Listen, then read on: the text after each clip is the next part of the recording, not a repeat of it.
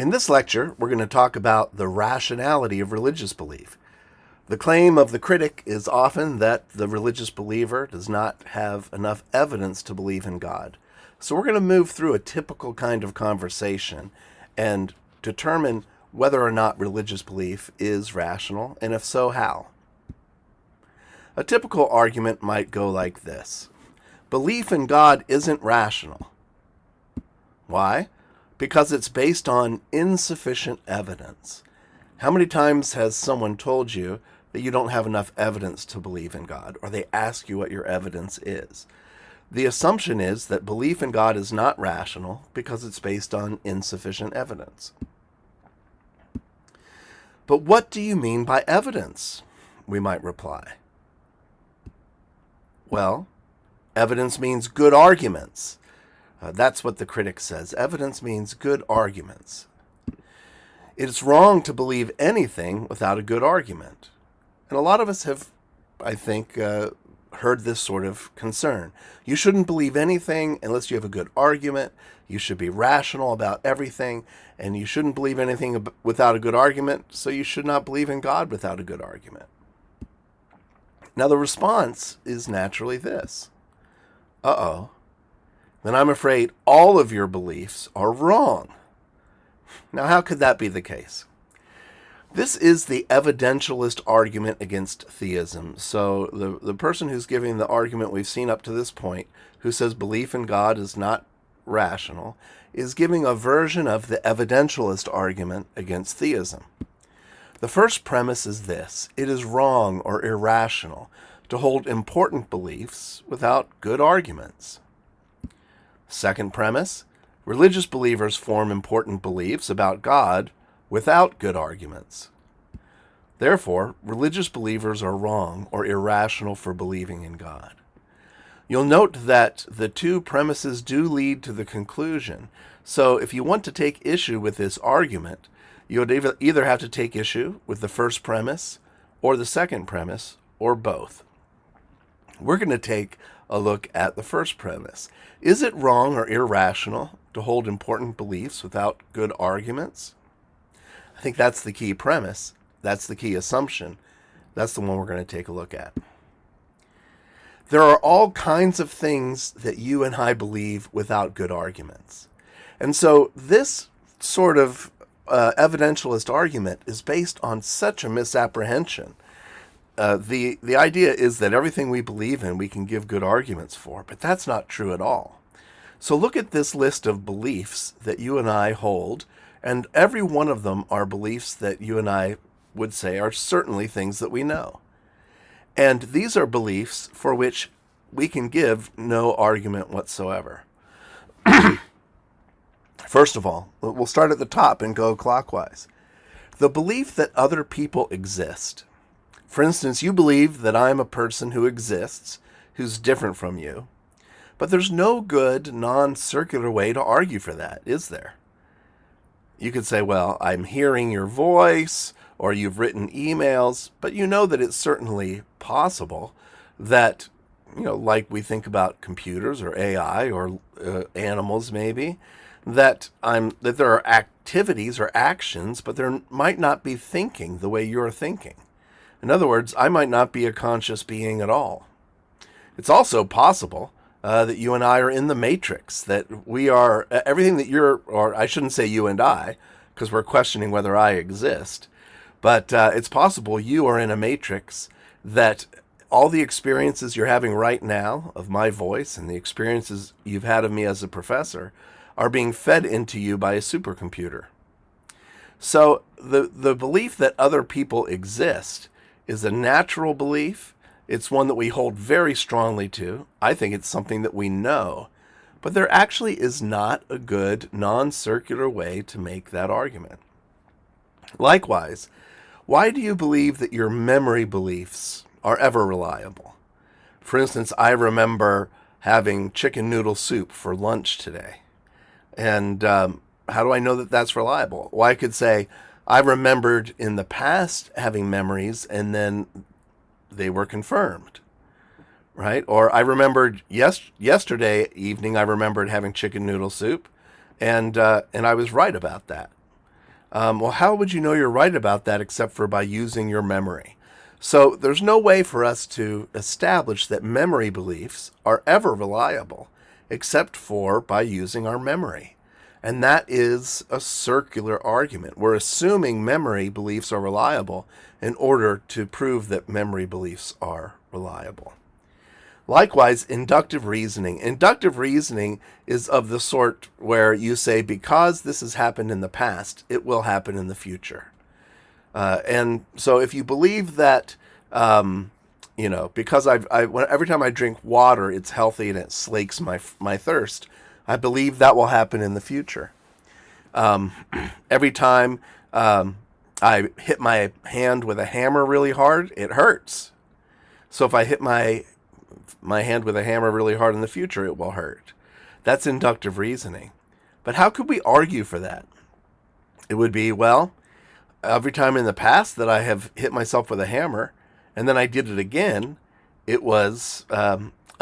hurt. So since it's hurt all the times in the past, it will hurt in the future. But you'll notice that that's just using inductive reasoning to argue for inductive reasoning. And so that's a circular argument as well. There's no non-circular argument, an argument that just doesn't assume inductive reasoning, that you can use to argue that inductive reasoning works.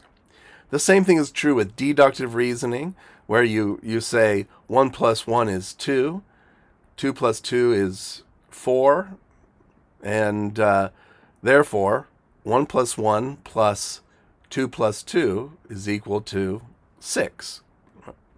How do you know that that works? You might give deductive reasoning that it works, but how do you know that you can trust deductive reasoning at all? The same thing's true with your rational intuition.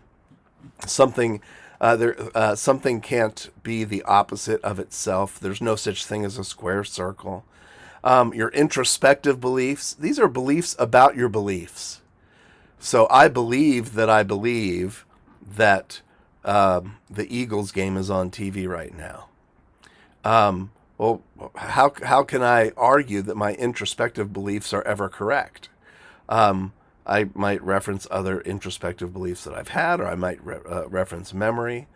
The fact is that all of these sorts of beliefs, we just trust them. We experience them, we have the urge to believe them, and it just comes naturally for us to believe them.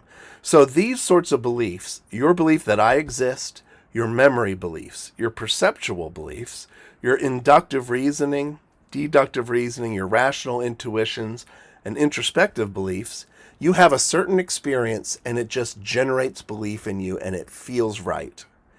And that's all there is to it. There are no good arguments for any of these sorts of beliefs. In fact, there's no good argument for the idea that you yourself exist. A lot of people are familiar with René Descartes' famous saying, "I think, therefore I am." He was trying to give an argument for some sort of certain knowledge on which he could build the rest of his understanding of things. And so he says, "I think, therefore I am." But that's a circular argument. He's assuming that he's thinking. So if it is an argument, it's probably circular. Now, some people think about it differently, but it seems to me that all that Descartes could ever prove as he's reflecting on his thinking is that thinking is happening. So you can't even prove that you exist. Sure, you're having experiences, and you have this sense that there is a you who's doing the thinking, making the choices, but there's no good argument for that. It could just be that thinking is happening, and it's got this weird quality that creates a sense of self. And so, wow, that woman in the original scenario who are saying you should never believe anything without good arguments, she's in a real pickle, because everything that we need even to think are not things that we have good arguments for. Even our own existence we don't have good arguments for. So we have to admit that conception of evidence, that evidence means having good arguments, is incorrect. Sometimes evidence might be having good arguments, but much of the time, maybe even most of the time, having good evidence does not mean having good arguments. Why is that? Because I think I have good evidence that you exist, that my memory beliefs are sometimes reliable, that I trust my perceptions and my introspective beliefs. They create the right kind of, they are the right kind of experience for creating these sorts of beliefs. All right, but more on that later. So this is the issue. Now, our protagonist might say, well then, gosh, how do we get to know anything? If we don't have any good arguments, even for memory or inductive reasoning or rational intuitions or deductive reasoning, how do we get to know anything at all? And the answer to that question is that we have basic beliefs that are grounded in experiences. Experiential evidence. That went by very quickly again. So, let me explain. There are two kinds of beliefs. So you can take all of our beliefs. There's two kinds. The first are basic. These are grounded in an experience. And notice the word grounded. They're not inferred. They're not argued from. They're grounded in an experience. And they're not inferred from other sorts of beliefs. And so we've given some examples of those. You know, your belief that the lights are on in the room is just grounded in experience. You go into a room where the lights are on, it automatically generates that belief that the lights are on in the room. It's not inferred from any other beliefs. And then you've got non-basic beliefs. These are inferred beliefs. These are beliefs that are inferred from other beliefs. In other words, they're believed on the basis of other beliefs. And so we have both of these kinds of beliefs, and either kind of belief can actually be good. And we actually need both kinds. So again, our basic beliefs are those that we mentioned on the previous pages. Your belief in the existence of other minds, of other thinkers like yourself that have conscious experience. Your perceptual beliefs about what you see, hear, and feel. Your memory beliefs, your rational intuitions, your beliefs about what you believe. Testimony is another one we haven't talked about, but your parents tell you something, you automatically believe it. It's not an argument that any child gives. It's an automatic reaction. And the same about this belief that you exist and that you are a person who's the source of your beliefs and your choices. So all of these kinds of beliefs are ones that are grounded in an experience. They're not inferred from any of your other beliefs. So you're hearing my voice right now, and that experience just generates the belief that I, Professor Kale, exist. You're looking at your computer, you have that perceptual belief. That experience of looking at your computer gives you lots of beliefs. It's the ground for a belief that your computer is on, right? That there are words on the screen and so forth. And the same thing for your memory beliefs. You remember what you had for breakfast or that you didn't have breakfast. That's when you think about it, you have a kind of experience in your mind, and then you just form the belief. So think about how much of what we believe is just basic, grounded in experience, and basic. Most of what we believe is. And you'll note that the foundation of our whole structure of beliefs are basic beliefs. As important as non-basic beliefs are, basic beliefs are the foundation of all of our thinking. And again, non-basic beliefs, these are all the conclusions that you draw from inference, as inferences from your basic beliefs or other non-basic beliefs. For example, the Pittsburgh Steelers will win the Super Bowl this year. If I believe this, there's not like a Pittsburgh Steelers experience I have that just generates the belief or that would properly generate the belief in the same way that my computer is generated when I see my computer. I have to give an argument that the Pittsburgh Steelers will win the Super Bowl, and it's going to be about the strength of their team and the weakness of their schedule and so forth. Similarly, if I wanted to argue that Joe Biden is a good president, there's not just like a Joe Biden experience that like there is in the experience I have in my mind of eating soup about an hour ago, actually. There's nothing like that. I would have to argue these are the characteristics for a good president. This is what Joe Biden has done. What he has done matches those characteristics. So that's a non-basic belief. So we have these two kinds of beliefs, basic beliefs and non-basic beliefs. Right? We got our basic beliefs, our non-basic beliefs. And we have basic beliefs and non-basic beliefs that are rational. Right? And so we want to hold rational beliefs. Among all of your rational beliefs, there are basic beliefs, like you are sitting in a chair right now, if you are, that you had spaghetti for dinner, if you did, and so forth. There are basic beliefs, and there are non-basic beliefs. There are beliefs that you got married in a certain year, right? That you graduated from high school in a certain year, that your parents' names are such and such, right? And so, well, I guess that your parents' names are such and such is probably a basic belief. But your belief that the high school you went to is a bad high school, or the high school you went to was excellent, or that the best teacher you had was Mrs. Johnson, right? Those would all be non-basic beliefs. So what we're interested in knowing is, how do we tell the rational basic beliefs from the non-rational basic beliefs? And how do we tell the rational non-basic beliefs from the, or how do we tell the rational basic beliefs from the non-rational basic beliefs? I think that's what I said. And then how do we tell the rational non-basic beliefs from the irrational non-basic? And so there's a long discussion in epistemology about this. But a great article was written by a guy named Roderick Chisholm, and it was called The Problem of the Criterion. And so if I want to figure out which of our basic beliefs are rational and which are irrational, which are properly basic and which are improperly basic, there's two ways to go about it. And what Chisholm did is he called the first group Methodists and the second group Particularists. Now, the Methodist would say, look, I have a method for figuring out what the true beliefs are.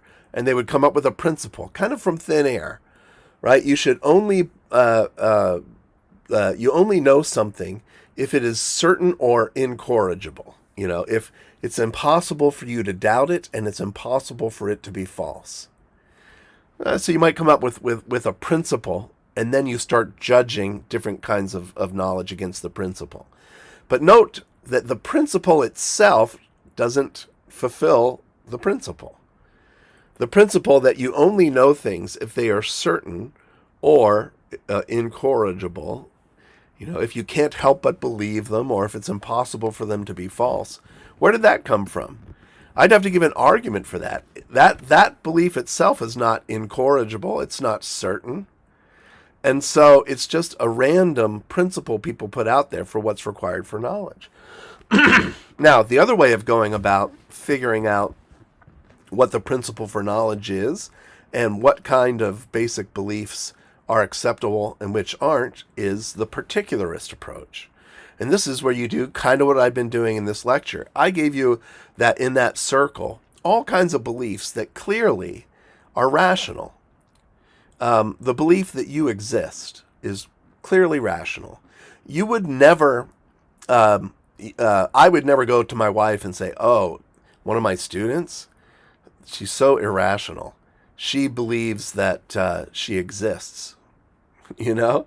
Or you wouldn't say, oh, I've got this professor, but he's really irrational. He believes that he exists.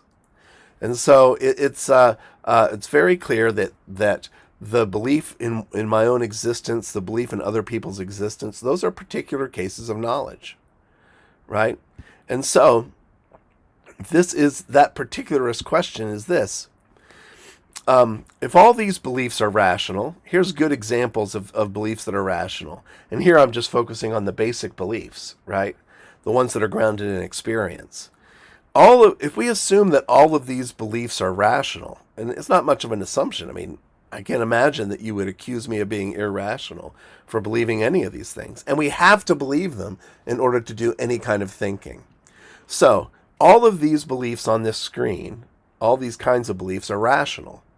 What is it that makes them rational? So we're going to go from particular cases to the principle. What is the criterion? What is the criterion that makes all these kinds of beliefs rational? And once we figure out what that criterion is, how about belief in God? Could belief in God fulfill the criterion? Whatever it is that makes all these things rational, would that thing also make belief in God rational? And that's the approach. What do cases of rational belief have in common? Not only all of those basic beliefs on the previous page, but all rational beliefs. What do they have in common? Here is, I think, a very convincing answer. And this is Alvin Plantinga's answer, who's a famous Christian philosopher.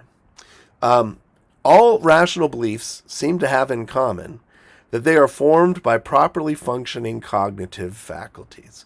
Your cognitive faculties are the processes that your mind uses to arrive at decisions, right? So if my cognitive faculties are functioning properly, and they're aimed at forming true beliefs, then any beliefs that are formed by properly functioning cognitive faculties are going to be rational. They're going to be, if they're true, they're going to be things that we know. So, what does it mean for my cognitive faculties to be functioning properly? Internally, which I mean from my perspective, it means that if I have a certain experience, I respond properly to that experience. I have the lights are on in this room experience, and I form the beliefs that the lights are on. I have the experience that my computer is on, and I form that belief.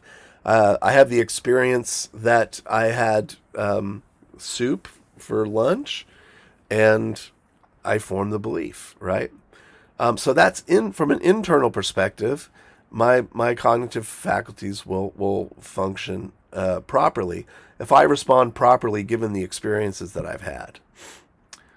Now, from an external perspective, my cognitive faculties functioning properly means that they are consistent with our cognitive design plan. And so we can think of a cognitive design plan is however our minds have been designed to work. And here we won't beg any questions. We'll say, however our mind was designed to work by God or evolution or both, if God was guiding evolution. Right? So how was my mind designed to work? When we figure that out, we figure out what the cognitive design plan is, then if my beliefs are part of that cognitive design plan, then they would be rational. And a cognitive design plan would look like this. It would say, given these experiences, you should have this response. How should minds work? Given this experience, you have this response. Given this experience, you have this response. So, belief in God. Could belief in God be properly basic? Could belief in God be the result of properly functioning cognitive faculties? Well, internally speaking, notice that it's similar in structure to all of our other properly basic beliefs. We have an experience and we find ourselves believing that God exists. We have an experience, we find ourselves believing that we were born in a certain year. And so it's similar in that way that it's grounded in experience. And belief in God is the sort of thing that is grounded in experience, as opposed to be grounded as opposed to be something that's usually argued for. Externally, if God is the creator of our cognitive design plan, how would he design us to believe in him? Well, first of all, whoever is the designer of our cognitive design plan, it's pretty clear that basic beliefs are the foundation and the glue that holds the whole thing together. So we are designed to believe in our memory beliefs, our introspective beliefs, inductive reasoning, deductive reasoning, all of the beliefs we taught, the belief that other people exist, the belief that I exist. Our cognitive design plan is shot through with believing things in a way that's just grounded directly in experience. So, if God designed our cognitive design plan, then he loves the idea of us forming beliefs grounded directly in experience. And it would make sense that belief in God would be one of the things that he'd have us believe directly through experience.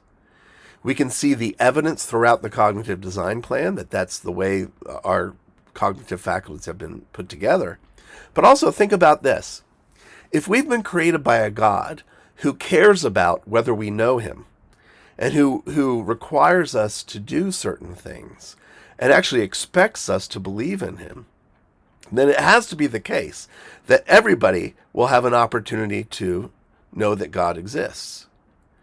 But that could not be the case if belief in God is not properly basic, if it's not grounded in experience. Because think about the billions of people alive and the billions who have lived throughout history. How many of them had good arguments at their disposal? How many could take a good Christian philosophy class? How many could study Thomas Aquinas and his arguments for God's existence from the uncaused cause and everything else? Hardly any. And yet God wants everyone to know him. So if God is our designer, he would have made us so that we could know him directly through experience. That just makes sense. And so here is the lesson then. An atheist can't say, oh, you're wrong for believing in God without an argument. Because if God exists, you should believe in God without an argument. If God exists, he would have designed us so that we should believe in him without an argument. So the only way the atheist could critique the rationality of your belief is by just assuming that God doesn't exist. And so atheists would love to be able to just say, oh, you shouldn't believe in God because you don't have enough evidence, without proving that God doesn't exist. But they don't get to do that. If God exists, then it makes sense that belief in God would be grounded in experience, that God would be the kind of being who would want us to know him, and the only way that that's possible is if belief in God is one of these properly basic beliefs. And so an atheist cannot say to you, or they can, but they should not say to you, you are irrational for believing in God. Unless they're ready to prove that God doesn't exist. Because only if God doesn't exist is it irrational for you to believe in him.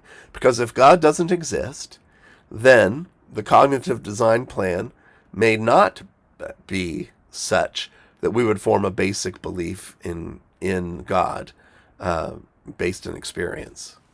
But if God did design us, certainly that would be the main way in which we have been made to know him. And so we'll pause here for just a second to say, I want you to reflect on that. Maybe that made perfect sense the first time through. But it's such a world-flipping concept, because critics will say, hey, if you want me to believe in God, prove him to me. Prove him to me. But note that you can't say prove it to me for any of our other most important beliefs. So it is really using an unfair standard. And yet Christians and other believers, they tend to just accept this kind of challenge. And if someone says, I'm only going to believe in God if you prove it to me, you'd say, well, are you only going to believe in other persons if I prove it to you? Are you only going to believe that your memory beliefs are reliable if I prove it to you in a non-circular way?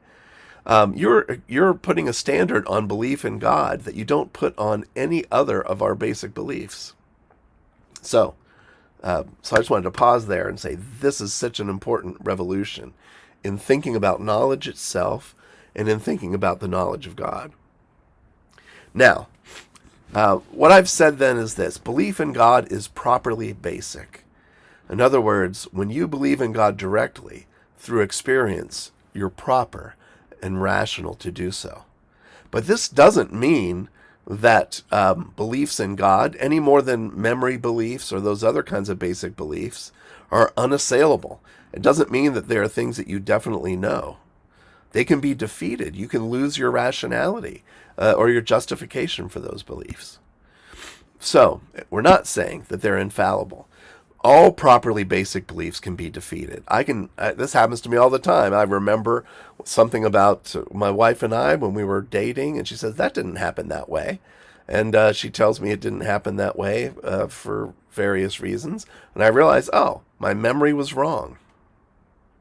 So, belief in God, if it's properly basic, it can be defeated as well. Now, defeaters can defeat properly basic beliefs, but defeaters themselves can be defeated by new experiences or arguments. And let's focus particularly on the belief in God. If you have experienced God, then you know God exists, and you know him. Now, you might suffer in some powerful way And that might give some people, maybe not you, but some people, a reason for not believing in God. It might make believing in God less rational. And if that's the case, then what do you do with that? Well, if belief in God is less rational, that defeater itself, the problem of evil or the problem of suffering, can be defeated by good arguments. And we're going to talk about good arguments against the problem of evil, or by new experiences of God. And so that's the layout. Belief in God is rational and properly basic, but it can be our rationality, our justification can be defeated by things that come along, experiences in our lives and arguments that come along. And if that's the case, then the focus and the purpose of arguments in Christian philosophy is not to prove the existence of God. That's not the most important role. The role is to help defeat defeaters. In other words, to help us respond to challenges to the faith. But the ruling on the field is belief in God is properly basic. It's rational. You can know God directly through your experiences. And then arguments can come in to help you deal with times that you have doubts. All right, so that's the layout, and that's the thesis. And I look forward to talking with you more about this. Again, the lesson is arguments are not necessary for properly basic belief in God. But sometimes they may be necessary for the rationality of our basic belief to be retained, to be held on to, or to be restored. Okay, so I look forward to talking more with you all about this and hearing any questions that you have. And I hope you have a great night, evening, afternoon, whenever it is that you're listening to this. Take care.